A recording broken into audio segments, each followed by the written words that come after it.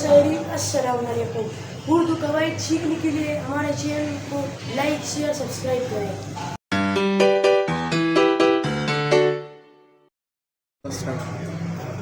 अस्सलाम वालेकुम। इससे पहले क्लास में हमने कलमे की जो अक़साम है वो पढ़े हैं, यानी इसम फ़ेल हर्फ। आज पढ़ती हैं इसम की अक़साम। तो इसम की अक़साम बहुत है। हम पहले की तरफ आते हैं कि बनावट के लिहाज से इसम की अक़साम कितनी है। ठीक है, बनावट के लिहाज से इसम की जो अक़साम है वो 3। एक है इसमें जामिद, दूसरा है इसमें मस्दर, और तीसरा इसमें मश्क।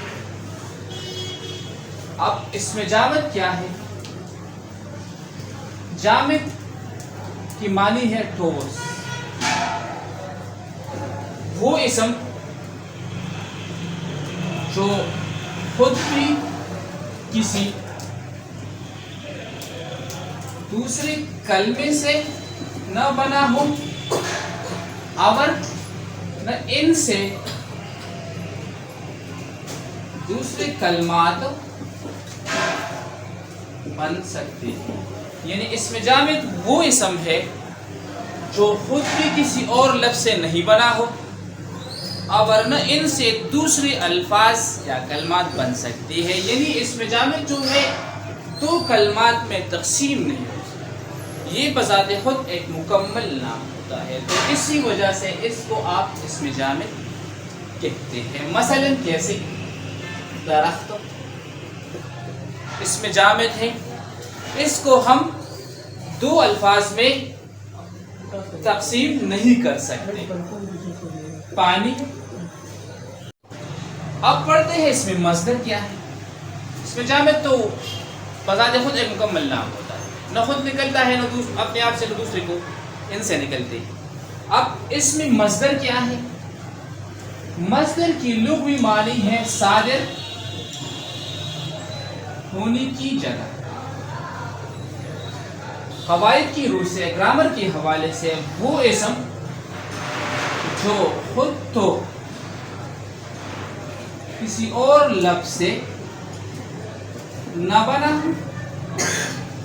लेकिन इनसे और अल्फाज या कलमात बन सकते हैं।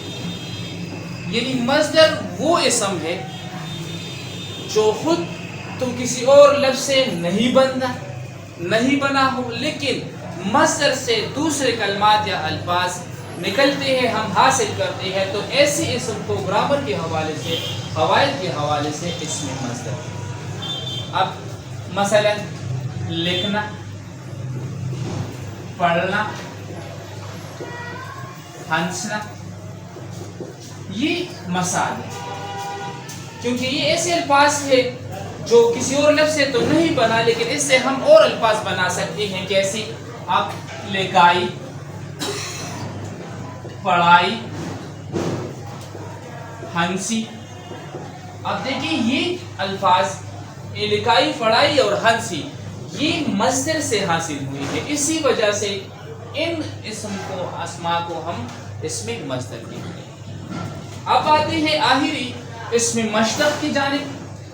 इसमें मश्तक क्या है? तो आसान तारीफ यही है कि अब आती है तीसरे की जानिब इसमें मश्तक। इसमें मश्तक की लुग़वी मतलब जो है निकली हुई चीज। अब तारीफ यही है वो इसम जो मस्दर से हासिल हो, यानी जो इसम या अल्फाज हम मस्दर से हासिल करते हैं इसको हम कहते हैं इसमें मश्तक। ठीक है, अब कैसे? इधर देखिए, यानी लिखना, पढ़ना, हंसना ये क्या है? ये मसादिर है। अब लिखना से हमने लिखने वाला या लिखाई, क्योंकि ये लिखना से हासिल है तो इसी वजह से ये दोनों जो है इसमें मश्तक है। ठीक है, अब पढ़ाई پڑھائی بھی اس میں مشتق ہے. کیوں مشتق ہے؟ کیونکہ یہ پڑھنا سے حاصل ہے. امید ہے آپ کے ذہن میں آئے. آج کے لیے اتنا کافی ہے.